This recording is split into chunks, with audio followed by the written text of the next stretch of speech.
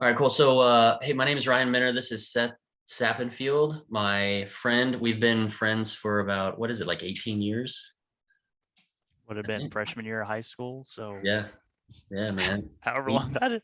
18 years, high school buddies right here. We've been in each other's lives, man, for, I mean, ever since we met.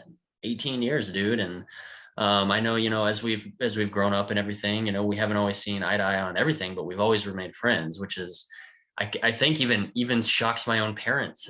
I you know actually, I remember at your dad's wedding, at your wedding, I mean, your dad was like, "How are you two even friends? Like, yeah, and it's I like, don't get it."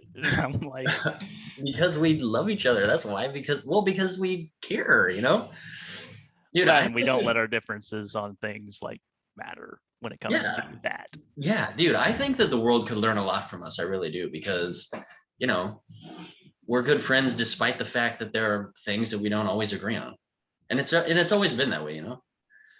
And it's good. So, all right, so basically, we're gonna have a conversation tonight between you and I, and it's just gonna be about who is Jesus Christ. Basically, what you believe, and then I'm gonna just listen, and then maybe at the end I'll share a little bit of what I believe and have some questions and everything. So the first question that I'm gonna ask, that I'd like to build off of here, is just what do you believe about who Jesus Christ is? Actually, probably more complicated.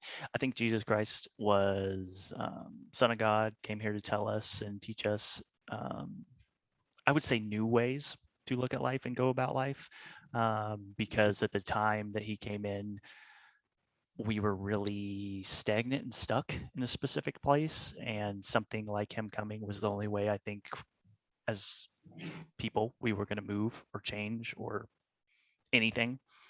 Um, so I think he came in. He was a Messiah. I do think that there's two other Messiahs. I do think that it's kind of one of those things like branches. I think he's the main one, and everything comes off of him. And the other ones were more or less just they had their purposes, but they were the more like a supporting cast in a sense. And at the same time, it wasn't. It's like Jesus is God's son, and then the other messiahs kind of were his sons in the sense of a tree coming down and how they got things out to the people and change the world and things like that. Mm-hmm. Okay, wonderful, wonderful, wonderful. So when you say Son of God, can you define that? Um, it's weird because I definitely think that we are all uh, children of God, so sons or daughters, whichever you are. I just think the difference between him and the rest of us mainly is the connection, the ability to uh, be in constant direct contact. Even when he was here on the physical plane, I do understand that at a couple times and specific times, mainly to help with the message that he was here to send, God did step away and not talk to him, um, type thing for his own trials, type thing. So, but I do think that, the difference between him and the rest of us is the fact that he was God's son in the sense that he could also sit there and have just interactions on will with God. Mm-hmm. Mm-hmm. Yeah, yeah, that closeness, that relationship. Yeah, yeah. Yeah. So when you say that you believe that he was a Messiah, I guess what do you mean by that?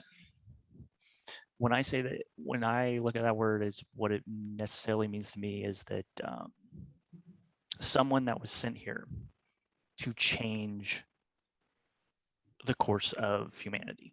So someone sent here to broaden our understanding of the spirit, to grow it, maybe to change it, to get it moving again. Maybe it's stagnant. A Messiah's job is really to kind of help humanity progress spiritually, Mm-hmm. that type of thing. And there's different ways to do that. There's not necessarily a one way fits all type scenario with that aspect. And there's, that's kind of why I do think there are more than one Messiah. I do think that not all Messiahs are equal. necessarily, but I do think there are more than one, because I think their main role is to come here and move things along and change things so that as humans we can grow, we can come closer to God, little by little, type thing. Mhm.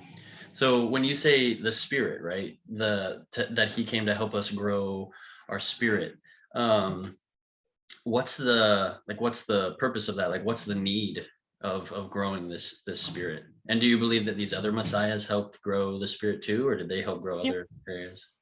I think all of them are to help grow the spirit. I think that they helped us in achieving that in different routes. Kind of like I was saying, Jesus, I think his biggest route was more or less to get us out of stagnation, because at the time it was kind of more or less one way or the highway, and there wasn't any like change in that highway. It was just like, we're all on this road and this is the only road. And he really came in because everyone had kind of, either you were on board with it or you're shit out of luck. You're just, there's nothing you can do there. So I think that, but I think when you look at others, I think it was more about some of them just getting people, to stand up for themselves. Sometimes it's about, getting people. When I look at different messiahs, it's about getting people to realize, you can believe this, but not necessarily in this exact stringent way. It's not like you're a robot that has to, there can be growth. And that's where we saw, the branching off, and we see, like, your different, beliefs that kind of all believe the same thing, but they all have slight variations, that type of Mm. stuff. So that's kind of what I see when I see the different possibilities. But when they're talking about and they're trying to help grow spirit, I think for me, the purpose of Earth is for us to spiritually grow. And when I say spiritually grow, I mean, learn things. So, how do we treat others? How do we, how we want to be treated? What's, right, what's wrong? Those things we learn. And I think that throughout history, that's kind of been the focus, is moving that to where everyone kind of grows, because also not everyone here is at the same exact learning point. You're not, not everyone needs to learn the same lessons. Some people already understand some of them, and I do believe in reincarnation, because I do think, it's one of those things, you can't learn all the lessons God wants you to learn in one lifetime. Like, Mm. there's just too much. To learn all that stuff, well, your life would be hell. Yeah. Because you would have to go Oh, through so much to, like, yeah. learn all that. So yeah. Yeah, man. Life is tough, it is, man. There's a lot of things to learn. There's a lot of things to go through, and nobody's exempt from it, right? I mean, Exactly. everybody has to go through it and everything. So I guess whenever you talk about, like, like, to spiritually grow, to do what's right, I guess my question to you is, like, what does that matter? Like, what's the ultimate end goal? Like, if that's the goal on this earth, is to spiritually grow, for us to do better, to do what's right, why? Like, why? Uh, Easiest way I can put it is so that we get closer to God, Mhm. to where we um, can better communicate, understand, grasp God's, like, wants of us, desires, those type of things. So our growth is mainly meant so that we can interact not only with each other better, but also interact with him specifically better, type thing. It's kind of like, for example, your kids, a newborn baby, that first couple of years is all about, like, let me test everything, Yeah, they and do that. learning how to do stuff, and learning what's acceptable to what they view at this moment as their God, which is you, because they're like, he's so, oh my gosh, you're you, and that's Mhm. about all they can register. Exactly. Type thing. And it's kind of the same scenario with that, where it's more about just that process of learning and getting to the point that we can get to closer, footing or standing ground to be able to understand and communicate, talk with God, that type of thing. Mhm, mhm, mhm. Okay. Okay, so is there an end? I guess is like if you believe in reincarnation and you believe that we're here to learn and to grow and everything, so like where does it end? And how does it end? Why I does do it? think I do think there is. I think because I think there's a I can't even put a number to it, but just for example's sakes, I think there's 100 lessons each person has to learn, and that might take you 50 lifetimes. Let's just say you can do two a lifetime, um, type thing. You can actually like go through the process of trying to learn the lesson and learn it, not just like, oh, okay, I need to like actually learn it and it becomes a part of you. Mhm. Um, I think there's a point where we get to that, yes, because we've learned enough to where we can, I guess the best way to put it would be like sit at the table, with God, kind of like Jesus. I would say, um, I do think Jesus had lifetimes before that one, and I think that was his final lifetime. I think he came in knowing his last lesson was, those few things of true trust, I guess would be the best word to put it. When those few times God stepped away, when he had such an easy and open communication, um, that type of thing. And I don't think Jesus will ever come back. I don't. I do think that we will have someone come back that is at the same position, to where um, we will think they're Jesus. Um, but I don't think it'll be actual Jesus, because I think that is one of those things that we do get to a point. We kind of have that last life where we're supposed to do something big that's going to affect more than 10 people or even a couple hundred. It's going to affect like a percentage of the world population type action of a person. Mhm. And I think you come in and it's kind of more or less, it's like, okay, you've already got your seat at the table, you finished your lessons, can you do a job for me before you actually sit down, though? That type of thing, if that makes sense. Mhm. And Jesus is like, yeah, what do you need me to do? And he's like, these people are stuck thinking that this is the what, one way or the highway, and there's no room for them to grow right now the way the world is. I need you to go and die for me. He's like, okay, you know, Mhm. Mhm. type thing. So I do think there's an endpoint. I do think that no person here on earth can say this, hey, this is my endpoint, I'm gonna be done after this. You know, the truth is they'll never be able to say that, but we'll be able to notice the people that are at that point, because they will do things that will um, completely alter the direction of the world. Um, I know one that a lot of people won't like me for, like definitely in like with your classes and stuff. But I honestly think it's possible Hitler was one of those type of people, because when God asks you to do a job, you do it. Period. And second, when it comes to racism and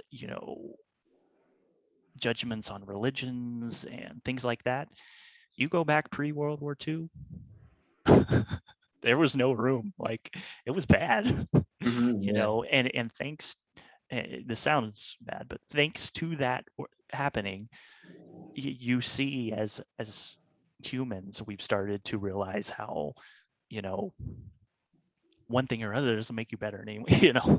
You're white skin, black skin, whether you're Christian or Baptist, like those things don't make you more or less. And I think those changes happened thanks to him, which sounds bad because, but I also, when you look back at it, outside something that chaotic and like bad, I don't know if as humans we would have accepted that things needed to change. I think we would have just been like, yeah, we'll change it. And then like nothing changes. Yeah. We all do that. Like, oh, Mhm. I need to start working out tomorrow. So like I said, I think we'll look and we'll see people that will do things that are meant to, in the long run, they cause great change and good change, change to help us grow. Mhm. I think those are the people that you see that necessarily aren't coming back because they're done, type thing. But I also think that every time someone comes here to help us do that, I don't think it's going to be all roses. I mean, even look at Jesus this time here. It wasn't really that pretty. He got literally beat to death on the cross. I mean, Yeah. I mean, it's not always going to be just this kind little, oh, look at this perfect person making us better. It's not that. Even Jesus wasn't that. Mm. So yeah, I think that's kind of the overall on that. Okay, yeah, yeah, no, I totally understand where you're coming from, what you're saying, that they're basically kind of like catalysts for change, I guess, and what you mean is like, massive change, worldwide change. So I definitely see what you're saying, and I totally can understand how you could think, Hitler is one of those people, and he could be viewed as one of those people, and we've definitely learned a lot of good things from Hitler and a lot of bad things from Hitler, Yeah, yeah, So I get what you're I do saying. agree, and I'm not saying he is. I don't even know if he is. I mean, honestly, looking historically, I think there's probably only 3 I can feel confident in saying, but there's also probably another probably 20 to 30 that I could be like possible. That this person. I don't know. I'm not God. I haven't got my So point. Yeah, So, go ahead. so let me ask you this, right? So, back to who Jesus Christ is, right? So, like, Mhm. my next question is, why do you believe these things to be true about Jesus? The things that you said. Uh, Kind of multiple things. A my background. My family's done psychic and medium work and life coaching. To assist people. For generations. This. And growing up, it didn't really happen in Ponga, but before there, we were in a little town just a little bit north in Arc City, and I mean, we got bricks through our windows. We were being told we'd be burned at the stake, all this type of stuff. And that's the 90s, 1990s. Hmm. you know, so for a long time, even when I was younger, I kind of read and educated myself through reading the Bible and things like that. And then also when I decided to kind of take up the mantle and do it myself, what my family's done, I took a solid like it's about 3 years studying almost every religion the world has to offer, type thing. Now I didn't study the little like teeny, you know what I mean. Yeah. Um, What? but and the big thing is between that, between just history and the actions and the things he did, and the fact that I do believe that there is a God and a higher power, um, because everything I do is thanks, I'm able to do is thanks to him and what he, just one of the gifts he's allowed me to be able to use. Um, Better than some others. And as you know, I do think that intuition, which is the basis of a reading, if I give someone something like that, um, or the Holy Spirit for Christianity, it's something in everyone. It's just a matter. Some people can use it better, some people can't. And Yeah. my family, for some reason, has been able to and has successfully been able to teach their children kind of more how to get in touch with that. So it's not something that's unique to my family or anything. It's just the fact that my family's it's one of the things we're good at, type thing. It's like there's you're good people at everything. You can look at your sports, you can look at science, all that type of stuff. Yeah. um I mean, I watch Gold Rush. They mine gold, and I sit at home and watch them. Like Yeah, you're like, you're I doing a totally get it. great job. Yeah. Right. Because I do not want to do that. I wouldn't. I've watched them with you some. I would never want to do that though. Yeah. And I think there's that. There's my belief that there is a higher power and spirit. I will say I do not believe in Christianity. I don't believe in religion actually. I think that all religion on earth, every single one, is man-made for man purposes. Um, and I think that do religions still have great power? Yes, there are some people that need a religion, but the different the thing that's different is not everyone needs it, and also no one needs it to have a relationship with God. Your relationship with God is your relationship with God. Period. It isn't because anyone else told you so. Yeah. Yeah. I um, agree. So yeah, that's probably, the big reasons why is just kind of that education, and that type of stuff, so that is where I've determined he is, at that point, through the education of the different religions, through what he did in history, through my beliefs in the higher power myself, and God. It's kind of a combination of all that stuff. Yeah, good stuff. Yeah, no, I agree with a lot of what you're saying. I do believe that it is, the individual's responsibility to have a relationship with God. I do believe that religion is, man-made, but and so I totally hear what you're saying. I do. I do. I totally get it. So, and it's just crazy to think, isn't it? It is, and I think one of the biggest things for me that kind of, helped me solidify where Jesus was is the Bible, Mhm. and I do not think the Bible was written by God. I will say that. Definitely after, like some of the research I had done into the other disciples, Mhm. and realizing that a lot of them actually refused to work on the Bible because Jesus had told all of them not to write anything of him, and stuff like that. And to where it's like, okay, did Jesus on the side tell them to do this, or did they go against what the guy they're trying to, praise told them to do? Type thing. And don't get me wrong, I think, in the world, the Bible's probably one of the best books, period, that every person should read. I'm not saying that. There's the amount of good and like help and knowledge inside the Bible alone is 40 other books put together. Mhm. It's a ton. But at the same time, it's, just a book, but it also gives us that information. I think it is one of the main catalysts though, that allowed me to, I would say allowed me to help me define Messiah, and then in turn put uh, put Jesus there. Hmm. Yeah. So let me ask you a question based off what you just stated. Really, just like, so if you believe that the Bible is false, right? Then why read it? Like, if So it's fake. I don't think it's necessarily false. I just don't think it was written by God. So is what I think is, I think you had some of the disciples think that it needed to happen.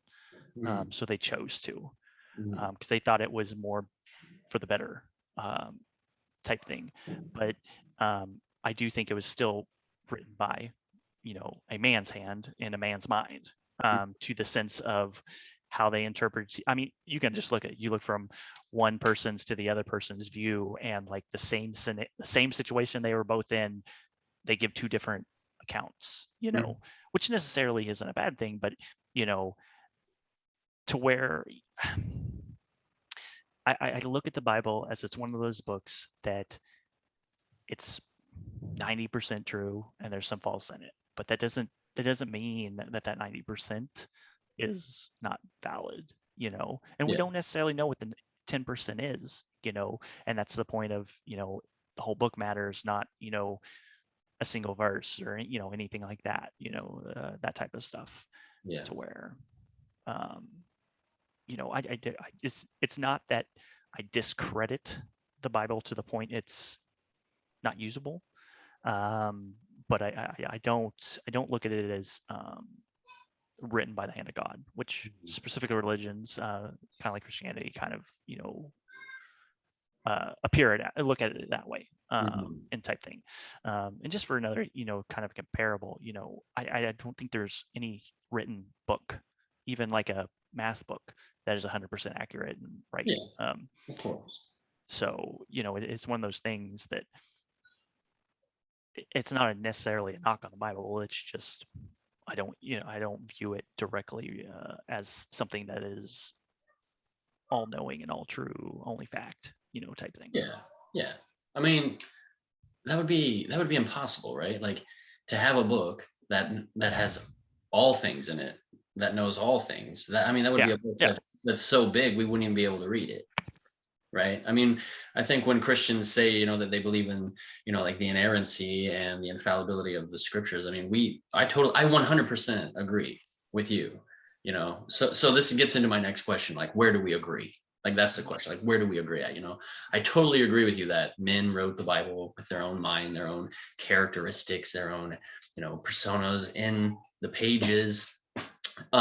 Just I just believe that, you know, that the Holy Spirit just inspired them and helped them along to write, inspired them on what to write. And I guess, you know, when Christians say that they believe in the infallibility of like scriptures and stuff like that, it's just, it's not that it's has all truth, because I mean, like we just, you know, said, if it had all truth, it would be a book that we could never read, right?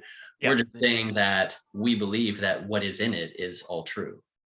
You see what I'm saying? Not Yeah. all knowing, not Yeah. all truth, but Yeah. all true. So I guess that's kind of where, you know, I fall into that category of those things. So, but where do we agree on this personhood of Jesus, right? Like Jesus Christ. Um, you know, I do agree with you. I do believe that he was a man. You know, I believe that, you know, he came here to do God's will. You know, that there was tons of things that he had to teach us. Um, and that, you know, that he's the son of God. I do agree with those statements, and there were some other things that you said that I agree with. You know, I do agree with, you know, your view of seeing, you know, even Hitler as a person who's a catalyst for change, you know, to but mass change. Like we're not just talking about like an individual, but like massive change, right? Yeah. I believe that Jesus did that same thing. So massive change, and change that's still permeating into our culture and society today. Yeah. So, okay, cool. All right. So I have a couple questions for you then. Unless you have anything that you want to add to any of the questions that I asked you so far, basically. So far, not necessarily. I think the only thing, um, yeah, I don't think necessarily at this point. I think, pretty much everything. I tried to be as clear as I could, Mhm. and yeah. Wonderful. Okay. So my first question is from the Bible. I have a question for you. Okay. So if you want to pull it up, or I can just read Okay. it, you don't have to pull, but if you We can want to do pull it both. up, it's John 10, 28 through 30. I have a question for you. Okay. Go ahead and shoot your question while I pull it up. All right, cool. So I'm just gonna read it, just so that you know that it's just here. All right, it says, it says, I give them eternal life, and they will never perish, and no one will snatch them out of my hands. My Father, who has given them to me, is greater than all, and no one is able to snatch them out of the Father's hands. I and the Father are one. Then the Jews picked up stones again to stone him, and Jesus answered them, I have shown you many good works from the Father. For which of them are you going to stone me? And the Jews answered him, it is not for a good work that we are going to stone you, but for blasphemy, because you being a man make yourself God. My question is, what do you think they meant when they said that him being a man makes himself God, and because of that, we're going to kill you? So that's the Jews that are saying that here. Okay, here we go. Loading this through. Okay. I'm just gonna read it real quick to kind of. I was listening, but give me one second. Yeah, go ahead, man.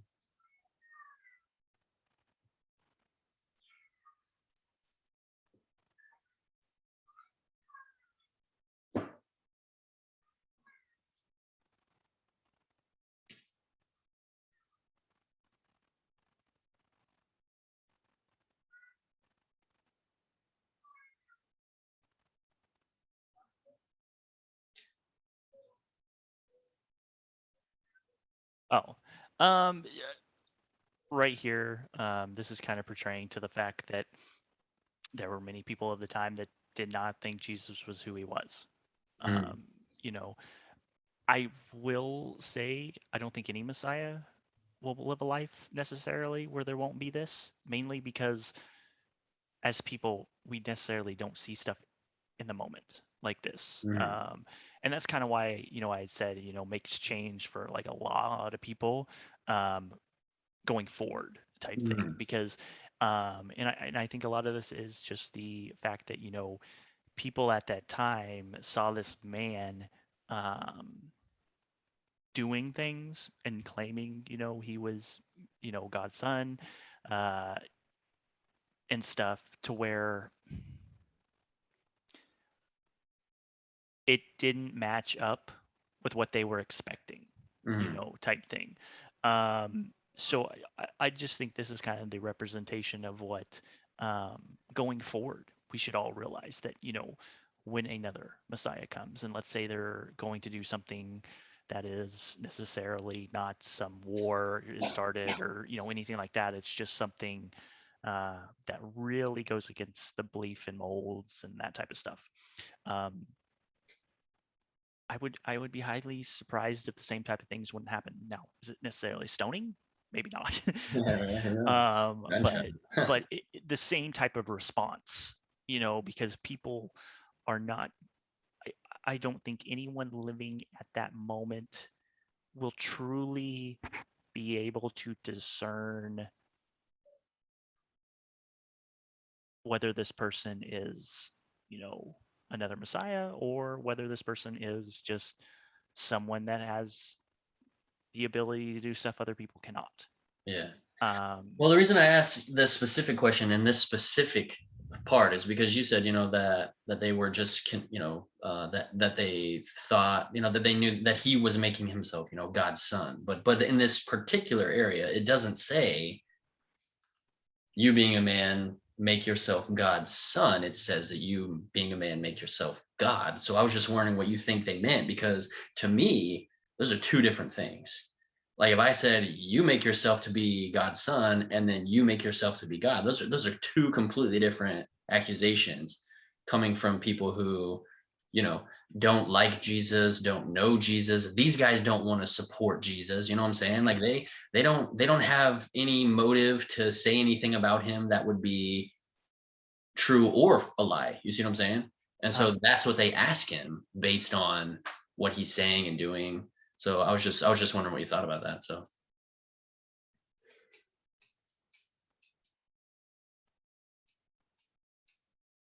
um, it kind of goes to the same portrayal, kind of what I said to begin with, to where I think when you have this person, whether they're saying God is son, whether they're saying they're God, whatever, you have this person that is not only changing things, but also doing things that others necessarily cannot. Um, I think there also kind of becomes this, how would I put it? Um, applied narrative that they're attempting to present themselves as God, no matter what they were saying, type thing. yeah. You're trying to change everything. You're trying to, show these feats to display blah blah blah. Well, I think it goes to that some, but also to this. There are other parts in the Bible where, Jesus lets, God refer to him as his son, not as him. And God himself refers to Jesus as his son, not him. Mhm. Um, but I also think that it's one of those things to where, for example, let's take justice for a second. Justice is you. He really is. He'll grow up and you're going to see yourself.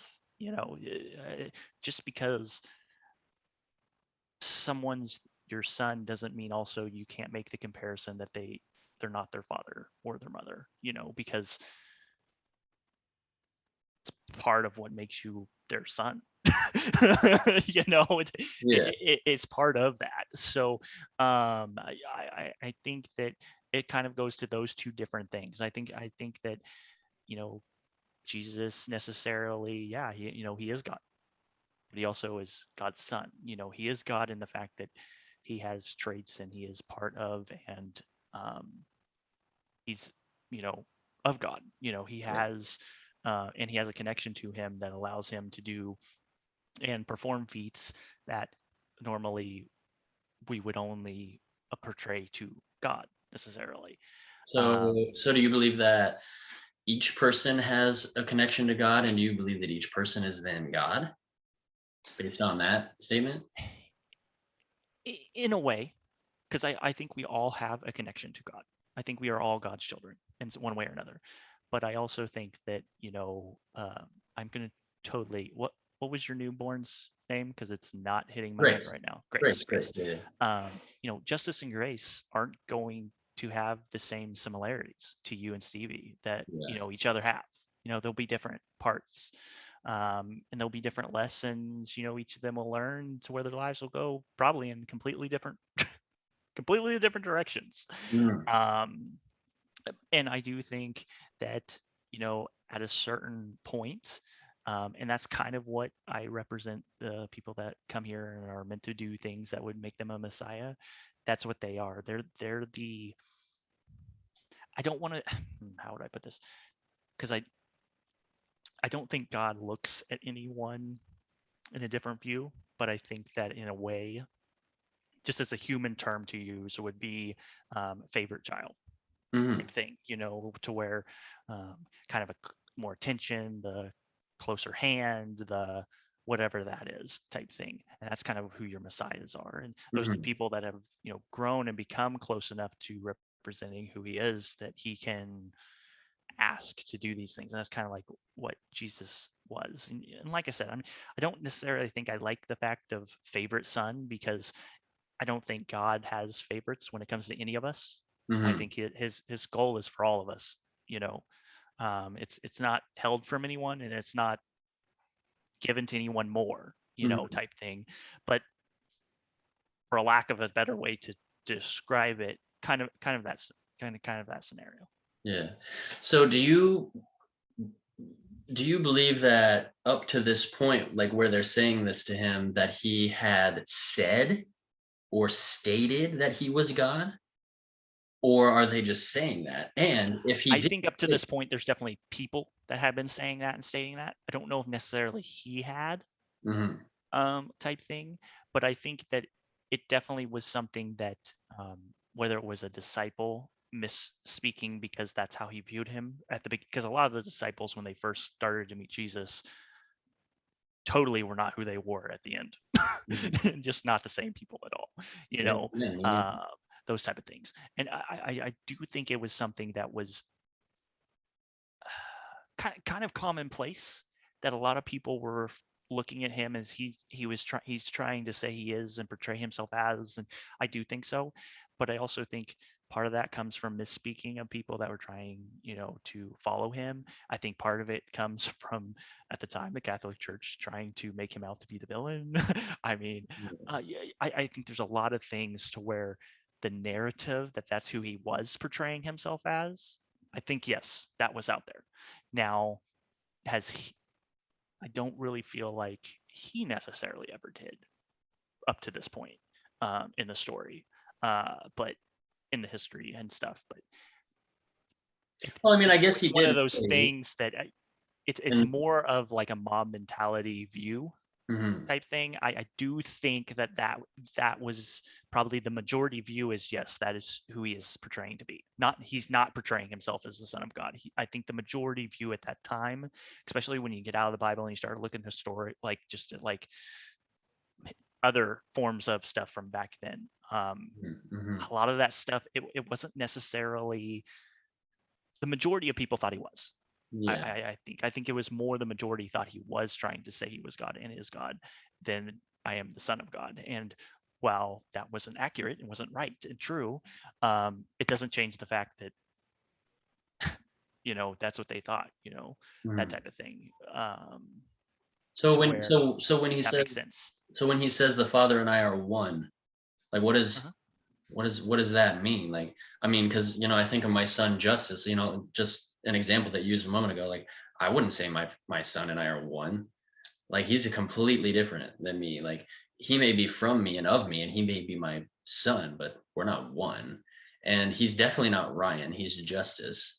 And even though he may have some of my characteristics, he's not me. So what do you think? I'll agree with you, but see, so around this time in history, um, the term like "we are one" was very commonly put to son and father. Like it was very, very common that that connection was put in history. So if you take into account when these were written, like what you just said, that would be the terminology used just between a farmer and his son, Mhm, type thing.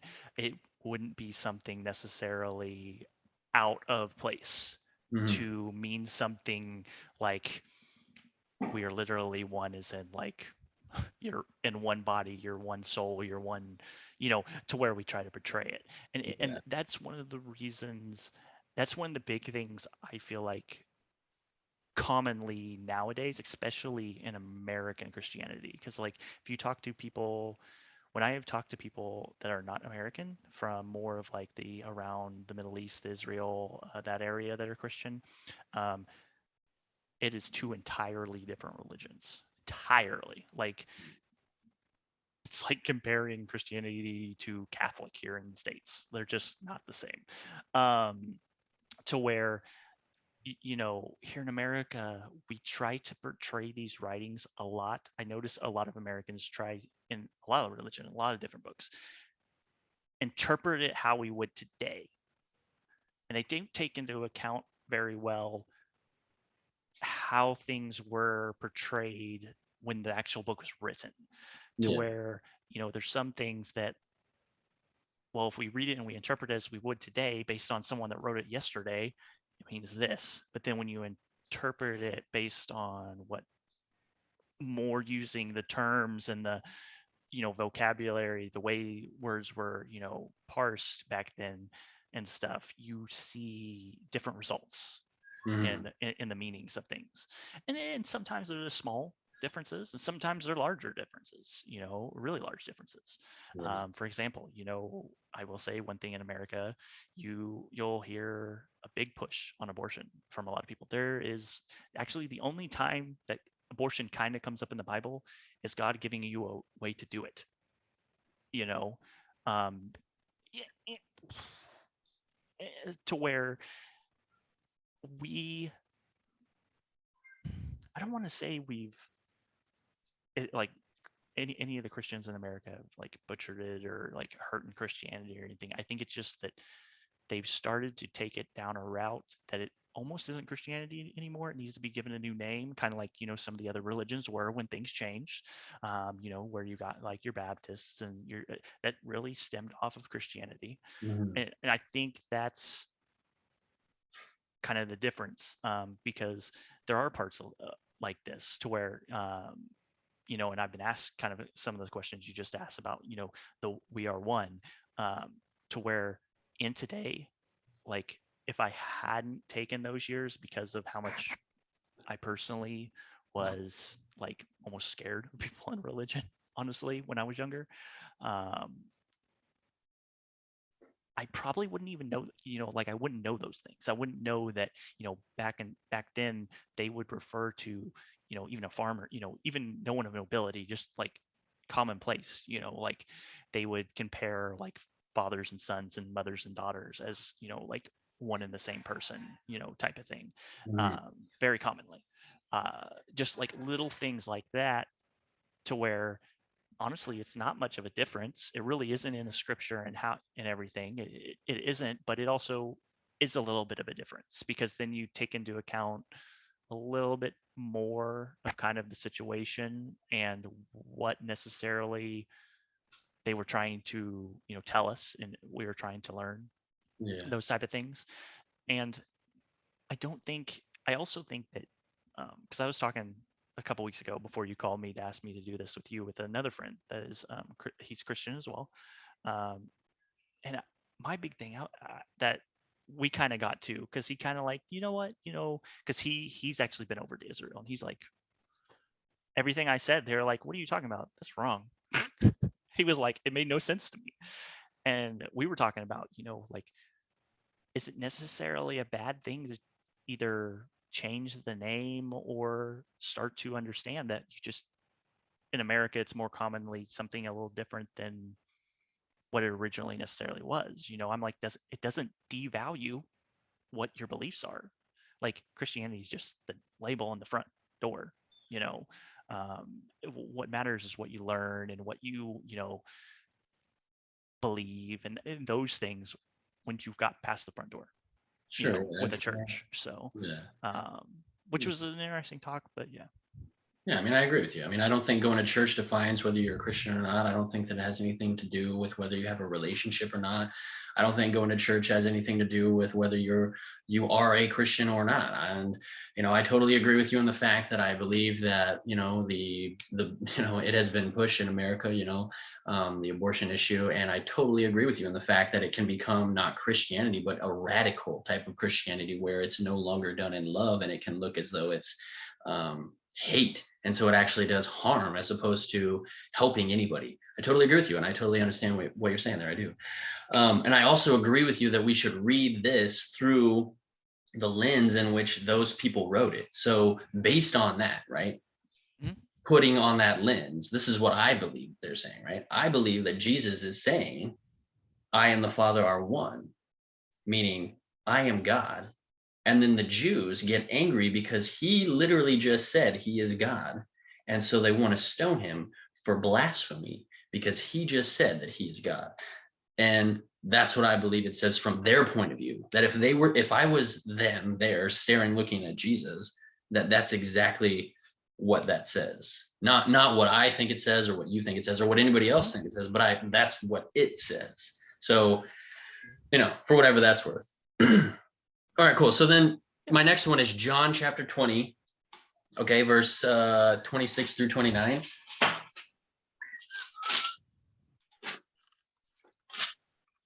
What verses? 26 through 29. All right, just tell me when you're ready and then I'll read it, okay? Yeah, go ahead.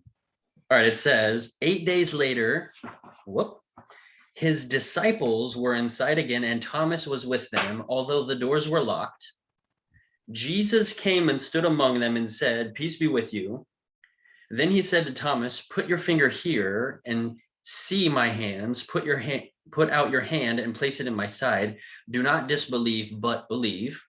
Then Thomas answered him and said, my Lord and my God.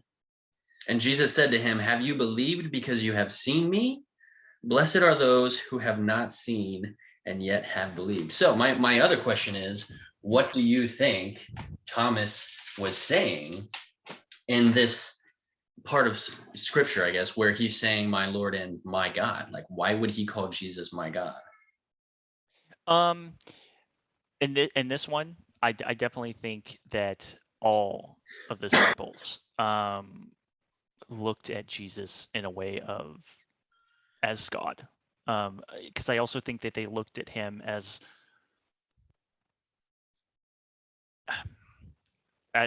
whatever. Kind of sounds bad, but it's not meant to be.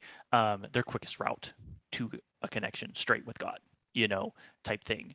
And I think they also realize that the type of connection Jesus had with God made it to where there wasn't a whole lot of separation between the two. Jesus is able to just more or less take a second and think, and him and God can have a conversation. They're having a conversation type thing, or whatever it might be. Um, I definitely think this is this verse portrays to Thomas's view of Jesus very well, what his view was. But I also think that it's one of those things to where you know other verses Jesus tries to, he tries to make sure people almost don't just, and this one kind of portrays to it, but I think there's other verses, I can't remember exactly what they are, that portray to it better, but it's portraying to the point that you believe I am God, the Son of God, to someone, and making sure and questioning their belief, because I do think Jesus does this multiple times throughout the Bible, where it's like, do you believe because you believe, or do you believe because you feel you have to, or you feel you're required, like there's some type of maybe you think, if I say I believe, I'm going to get all this power, like whatever. I don't know, whatever your reasoning for, like, is your belief genuine or is it not? Yeah, You for sure. know, and I think that I totally agree. that's type thing. And I do think this is the part where Jesus is kind of in a way testing Thomas and asking him that, Yeah. asking him, which is your belief? Is it belief or is it belief? Oh, which one is it? Type thing, to where you have that. But I will say also, um, I think part of it is also just the matter of taking in the fact that this is kind of the including a view of how Thomas saw him, because if we read all the different uh, writings from the different sections, different chapters, um, we see kind of almost entirely different views of Jesus from the disciples, to where they all see him in a close to the similar thing, but there's definitely, you know, unique parts for each of them that maybe stand out to them specifically, or maybe they don't even see necessarily, that type of, different parts, because uh, I don't know, try to wrap Jesus up in a 5 second, or kind of like you said, Yeah. if we try to write everything, the book would be so big no one would read it, because you would never get done reading. Actually, it says that at the end of this book, at the end of John, Yeah, it says that. yeah. So. Okay, so my question to you is this: so based on what you said about that, why do you think that Jesus doesn't then correct him if his statement is inaccurate? Why does Jesus then I don't think I confirm don't think what the he's saying? talk at all here is about whether he's his exact meaning. I think the whole point of this conversation is about Thomas. It has nothing to do with Jesus at all. This Mhm, whole conversation is about understanding and making Thomas own his belief, and mhm, not just, because I will say, I think Thomas was one of the, when I read the book, I always felt like Thomas probably was one of the more so like in modern day, Thomas would be a scientist, someone that's like very analytical, very like almost too thinky. He I thinks gotta too see it to much. read it type thing. Yeah, he thinks things too much, Yeah. and I think this was more about really making Thomas stop thinking and actually like commit to like commit to something in an answer, because there's a lot of times I feel like Thomas throughout the different chapters and stuff, just he is, which, don't get me wrong, I think was probably one of his greatest gifts, was he thought things through and overthought things and thought, like the type thing, but it also was one of his biggest weaknesses. And I think this is kind of one of Mhm. those points where Jesus is, it's becoming a weakness for him in this moment, and Jesus is trying to get him to get past one of his weaknesses. What do you think he was overthinking? Like, what do you think he was analyzing too much that Jesus wanted him to I think how he believe? should, I so Like, what's the this belief section in? You see in what him, in Jesus. But I also think that um, throughout the book, Thomas, I really felt like always, I don't want to say he questions Jesus's actions, because he never really questioned them, but he always wondered about, like, he always went into thinking more, and that thought process that would take him further and further down this road of wherever the thought process took him, Mm, um, kind of would at times pull him away from believing in Jesus, because he would let his thought pattern go, just go rampant. yeah. Um, Man, have I and been in that situation.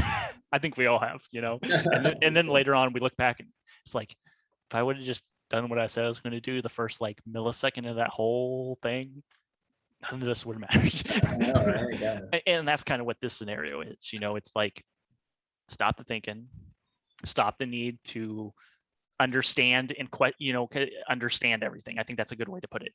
Stop that stuff and Mhm. just answer me. Yeah. what Yeah. your belief, that type of thing. I do think that, I think that that's kind of the representation that you have here, to where you, because I think there are many times throughout the Bible, and this isn't the only one. I think there are a lot of times where we can take interpretations of what Jesus said or did and be like, well, why didn't Jesus, affirm this or that? But at the same time, Jesus wasn't here about him. Nothing he was here was for him or about him, and I think that's one of the things that's kind of lost a little bit, to where it's like a lot of these times he's just trying to get something out, like help someone else progress, or like move forward, or understand something, or whatever that might be. Because I think it's not necessarily always, when you see those moments, that Jesus is trying to get someone to say, do they believe, or anything. There's other situations in the Bible, but I do think there are times like that, and you're like, well, why didn't Jesus, correct him on this when he had told someone else this earlier in the, this, a different person this? It's because he wasn't talking to that other person now. He's talking to this one, and all that matters is, what does this person need? Type thing. I do think there are some spots in the Bible that, that's kind of my interpretations of them. Is it's not about Jesus at all in that moment. It's literally about the person he's talking to, because he's trying to get them to take that next step. Yeah. And while he might have done something previously that, like, well, wait, we're in contradiction here, doesn't matter, because every person's different. Every person needs a different, like, no one, there's not a one road for everyone. There's a trillion roads that all come and end at one, into the spot, and I think that's kind of how I interpret these type of verses. Because like I said, there's a few others that I kind of feel the same way, to where it's more, has nothing to do with him, or any of that. It's more about a specific thing that he's trying to help someone else get past, and over. Yeah. Yeah. Um,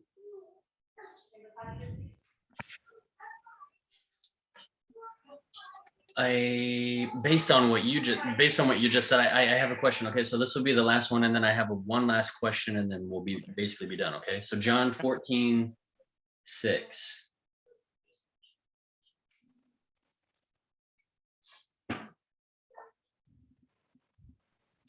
Because this one was about Thomas, right? Like you said. Mm-hmm. So now here is Thomas. So verse 5, it says, Thomas said to him, yeah, you just tell me when you're ready and I'll read it. Okay, go ahead. All right, so Thomas said to him, Lord, can we know the way? And then Jesus said to him, like without a doubt, he said this. He said, I am the way and the truth and the life, and no one comes to the Father except through me. If you had known me, you would have known my Father also. For from now on, you do know him and have seen him. So this isn't about Thomas, this isn't about anybody else. Like this Jesus is saying, I am. Like he's Correct. about himself, right? And so not only does he say that he's the way, the truth, and the life, right? But he says that no one can go to the Father, which we refer to as God, except through him, right? And then he says that if you have known Jesus, then you know God, and if you've seen Jesus, then you've seen God. Mm-hmm. So what do you think this like Jesus means here when he's saying these things based This is this is kind of like, so this goes great as a follow-up to the last question you had, yeah. because if you remember in the last one, right at the end, I was discussing how, there's not one path to it. There's an infinite. Pretty much each person has their own path. Like there's no two paths alike. Wait. Path to what? To God. Okay. So their life, no two lives are the exact same. They have a different life, a different path. And so when they, you have all these lives, but like a tree, yeah, it all comes in, and there's that point where you're at that finish line, more or less, and you're going, and Jesus is that point. Jesus is that finishing point. And he was kind of, instead of having a life that he had to live to get there, he was already at that point. And he was, it's a demonstration of the fact that, this is the end point. And once you're here, we turn around and walk through this door, and you're with God, we're with God, we're at the table, that type of thing. Mhm. I think he is embodying the, end point that you have to get to me. You have to be where I am. You have to see the light and everything the way I see it. And I, represent it, that like all that type, like couldn't really like there's no real words to like encompass like all of what that would represent. But so he's like that, almost like a gatekeeper, but also like a goal.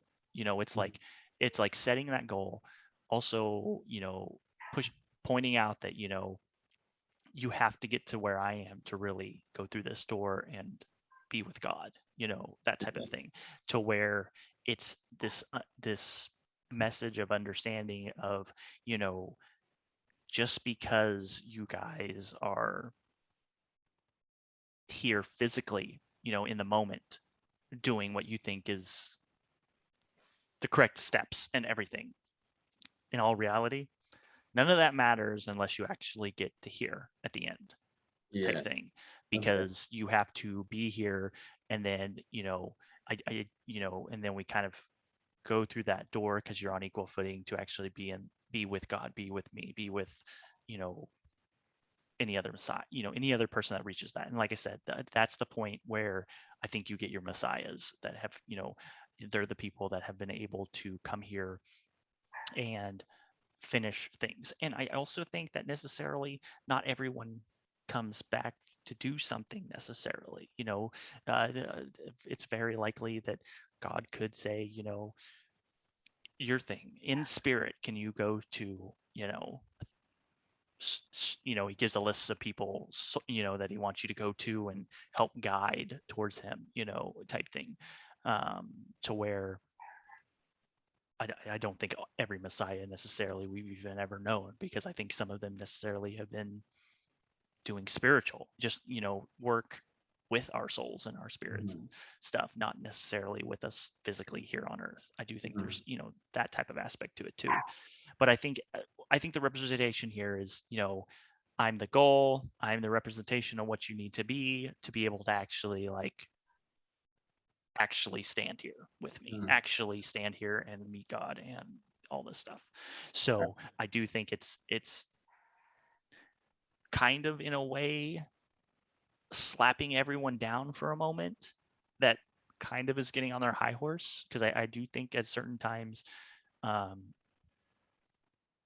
and I think you see this a couple times where Jesus is like, you are following and you're doing what's right. He's telling his disciples, but you're not necessarily, I mean, it doesn't mean you've like done the work. Like it doesn't, just because you're following me doesn't mean the work's done, like for Yeah. you, type stuff. And I think this is kind of in a moment of, in a way knocking those around down a little bit, so that they understand that they still have work to do, but also understanding and trying to display what their end goal and end need or result kind of is going to look like, that type of stuff. And like I said, encompassing what all that is we would spend a year just trying to like, Yeah. and even then we wouldn't really know, because we're just to be honest speculating on that stuff, but I do think that's what he's trying to represent. He's trying to represent that if you want to stand, here with me and God and, everything, you have to get here. You Mhm. have to do what it requires to get here. And until you're here, you're, well, you're not here. It's either one or the other. Yeah. Yeah. Yeah, that's where we definitely differ for sure. I do not believe that he's saying that. I do believe that he's saying that I am that person. I am the way, I am the truth, I am the life. No one goes to the Father except through me.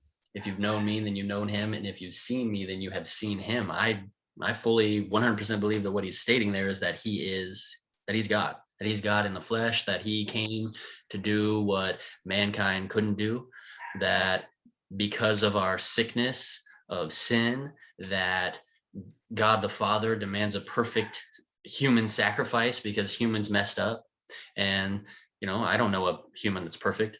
I don't know if you do, but I don't know a human that's perfect. But God is perfect. And since God wanted a perfect human sacrifice, he came to be a human, to do what only he himself could do. So I do believe that it is all about him, but it's not about him. It's about the Father and what he wants, and that Jesus came as a submissive role, um, to do exactly what it was that needed to be done so that we could then be saved from our sin, which keeps us from God. So that's just how I view that point there. So all right. So my next question, okay. All right. So Jesus had 12 disciples. Okay.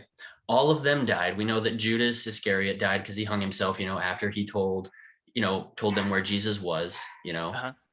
But all of the others, other than John, according to history, okay, were killed like a martyr's death, like either hung upside down, beheaded, skinned alive, stoned, drowned, you name it, right? So all Right. of them were killed that way. So if they were killed because they believed in Jesus, right, and who he said he was, right, why do you think that they were willing to literally die for what they believed and not recant what they believed if what they believed wasn't the truth? You see what I'm saying? And why True. why But why would I why think would they be willing to if you have any real belief in something, I don't think you really have belief in it unless you're willing to die for it. die? So at the same, I, I guess my point is, like, if you look throughout history, how many millions of people that fought for different religious reasons were willing to die rather than change their belief or recant or whatever. I mean, that's something that I think has nothing to do with the validity of like any big answer, just because I think overall, like, if you have belief in something and you believe it, you're going to die for it. I mean, Yeah. like I said, we can look and see millions and probably even billions in history that have, been willing to die instead of change Mhm. or recant or, that type of thing. Yeah, I can definitely see what you're saying. I can. Yeah, and I can see in many different instances, in many different ways, and many different beliefs and religions, and whatever followings, whatever, that people would hold tight to it, and that they would choose death over changing. So yeah, I can see what you're saying. I can totally see it. So my last question, okay, my last one, and then we're done here. So my last question is this: Jesus walked on water. He stopped a storm in the middle of the sea instantly with his words. He raised a dead man that was 4 days dead back to life. He helped the blind to see. He fed thousands of people with 3 loaves of bread. He knew what people were thinking and he could read their minds. And then he raised from the dead. My question to you is, based on those things that the Bible says, and we know that Jesus Christ did raise from the dead, because it's not just the Bible that talks about that, but there are many different Yeah, sources there's other outside of history. the Yeah, Bible there's other that talk history about as that. well. So if Jesus could do all of those things, is it a possibility that he was more than human? Like that he wasn't just a regular human being who had a close relationship with God, but that he was something more, that he was something that we weren't. Could it be? Because I don't know anybody, and I've never seen anyone do these things. So what do you I think? mean, I would say historically, every single thing he did, all of those that you just named, other people had done in history. Like, there had been other accounts of other people doing these things. It wasn't something that like he had done solely. Now he's the sole one that had done like all of them Mhm. type thing. But like, um, there are other people that had done other similar things. Um, Can you give me maybe any just names of people off the that top of my head, you I know? can't remember off the top of my head, but you do have like the Moses stories where he does deal with weather and also parts the sea. You have plenty of counts historically of people, understanding others' thoughts and being able to read slash hear them, type thing. You have other accounts in history of people, raising from the dead. You know, we look back and we can say, well, maybe they didn't raise, they just weren't dead to begin with. We don't know. The story period was they came raised from the dead. Yeah. But I've And never so heard of that anybody being dead for 4 days, like literally buried and coming back. Like that's the account that happens in the Bible. So I've it definitely heard of actually people was dying and coming back. it actually was something that they had people even for weeks going to this point, Mhm, quite mhm, consistently, to where historically there were times where you started seeing graves being buried with bells, so that they could signal if they had come back, mhm. type thing. And they actually, had recorded accounts of, people that, had rung the bell, a week later. How is this even possible? Stuff like that. Um, So Jesus did so all of those things, right? So like maybe there isn't someone that, yeah, I'm saying he did yeah. way more So than anyone else. That's not what I'm saying. Um, but I think that just kind of, it lines up a lot with the fact that, he is the Son of God. And it shows that connection. It shows that ability to be connected to the point of being able, to do all these things, and do all, to where it makes him much more than those other people, mhm, necessarily. mhm, I'm not, mhm, I'm not saying that when I say there's other accounts, just the accounts of people doing like an individual one of those things that he did, but no one did all of them. So, um, it shows to the connection and to who he was, when it came to spiritually close to God and, being his son, type thing. And I think the biggest question when it all comes down to it is, I think there's parts in the Bible where we can start to ask the questions is he actually God? I think there's also parts in the Bible to where we point to the fact that himself and even God, don't refer to, they're the same and yet different. They're not, they aren't one and the same. And the one that I always like going to personally, because I think it encompasses displaying that he's the Son of God and not God, and that is when he's on the cross, and he's asking, "Why did you leave me, Father?" And I think that represents so many things. Like that's a million things in one to begin with. What him on the cross represents, but I mhm, think one of the things is, yes, he had this connection and he is God's son and all of these things, but also they aren't the same person or entity at all. You can't just separate yourself, your soul from yourself, and I think that was kind of a display of trying to let people know that, he's my son and he's human just like you guys. He can suffer just like you guys. mhm, He's mostly not, and and then he comes back, and helps him through and everything. He hasn't suffered the way you guys have, though, because he's doing a job. He's getting you to understand, all these lessons, type thing. And he really is no different than you. He is. He is. He definitely is. But he also at the same time isn't. And I think that was trying to symbol that, you know, it was trying to allow a way for the people of the time to even relate better, to be able to witness him, not just ignore the pain away or, whatever, any of that. mhm, God left him to be able to also display that, you know, make it more easy for people to compare themselves to him, if that makes mhm, sense. mhm, Because it's not that we are all Jesus. It's that it's more of a representation of, you know,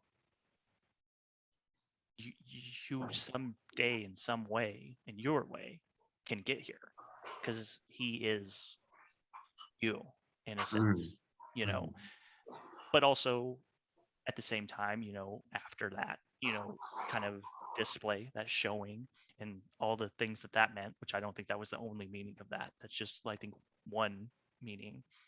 Um, you know, God comes back in and really, allows Jesus to, you know, let's be honest, just make it to the I forget the actual name of it, but the cave that they put him in with the rock in front. There's an actual name for that, but it's escaping me. Like, let's be honest, with what we understand happened on the cross, no man would make it even to that room, let alone, leave it. Yeah. I mean, I think the whole thing of Jesus Christ's crucifixion is supernatural in and of itself. The fact that he was beat 39 times because they considered 40 to be death.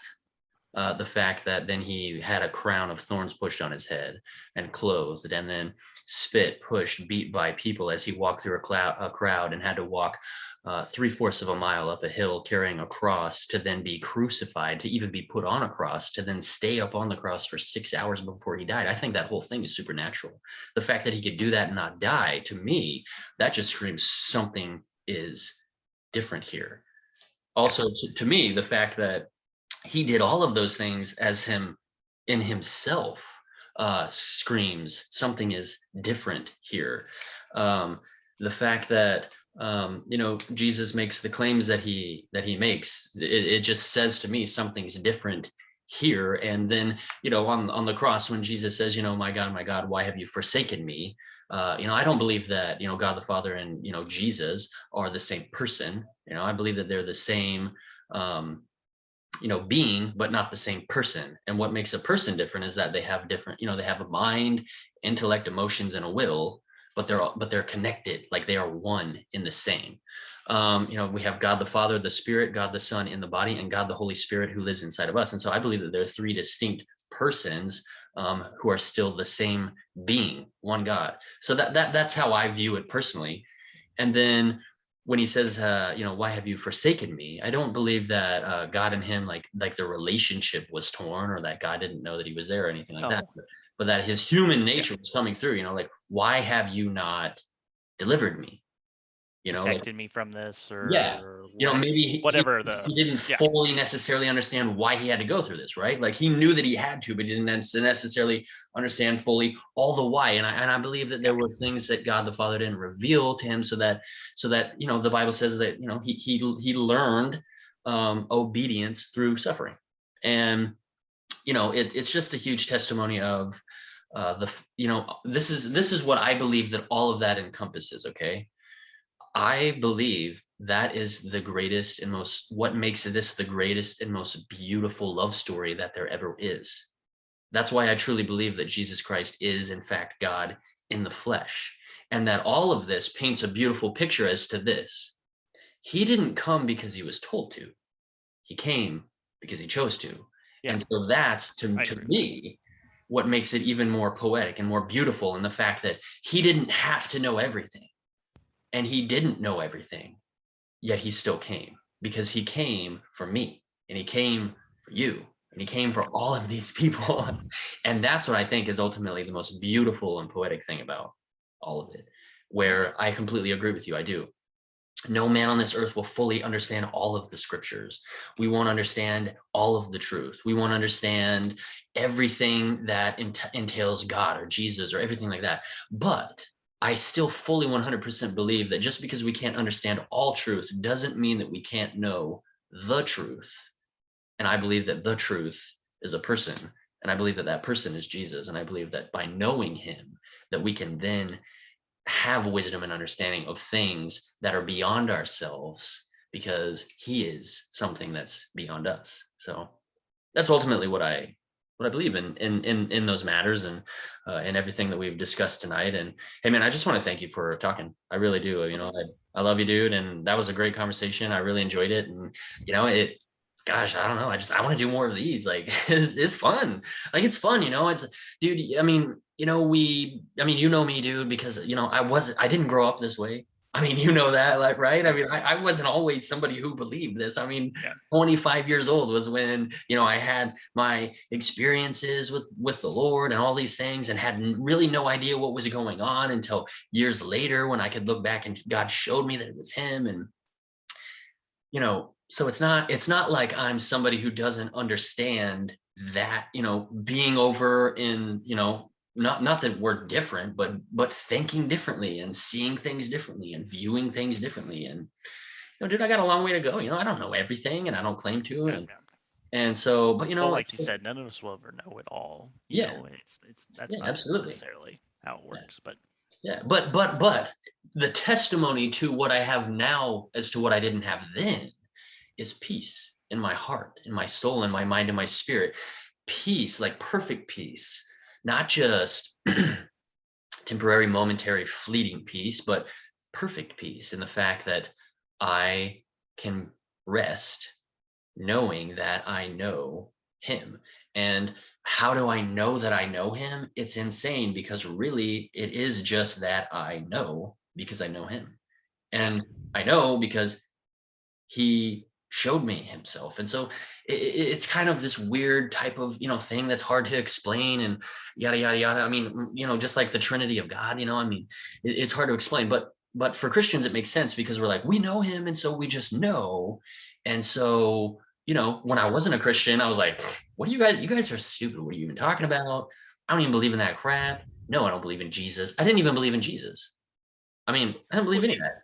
you know me. I mean, a lot of my beliefs and stuff is because of my interactions with God, my personal like situations and interactions and things like that, and that's developed. Mhm. And I think that's one of my biggest things is I think that it goes back to that everyone has their own path, and I honestly, I'll be honest, I don't think there is a single wrong belief in the world.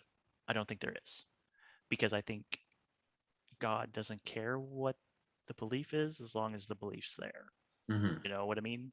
And if for you to believe, it's easier for you to believe with A scenario over this B scenario, then fine, go to A over B. I don't think that means anything in Mhm. the scheme of him, and wanting it.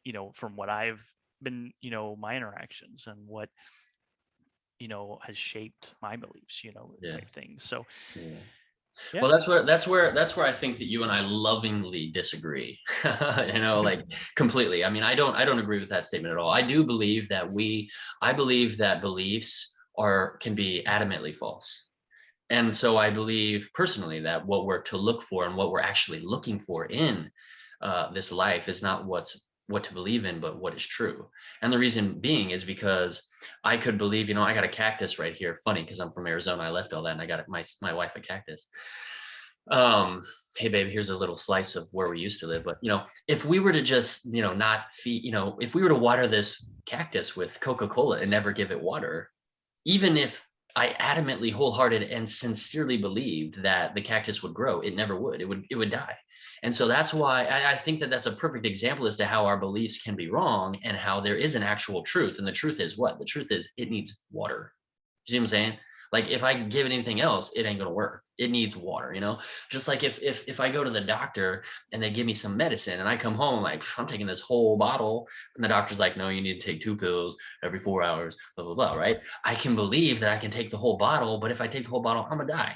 You see what I'm saying? So like to Yeah, me, yeah. that's where I believe that what we're looking for is necessarily truth and not beliefs, because beliefs, even though we're sincere about our beliefs and believe them with all of our heart, our mind, and our soul, that they can be wrong. Yeah. That's just me. That's just And, me. and that's, yeah, and I understand that. Yeah, we go hold down a whole. I don't want to go down that route because Yeah, I we'll know. have a whole new other conversation. But yeah, I enjoyed this. It'll be interesting. You'll have to let me know how crazy your classmates and teacher think I am. Oh, I mean, it's just gonna be her. I mean, I'm all right, cool. So hey, I'm just gonna stop the recording here and Sounds good. all right.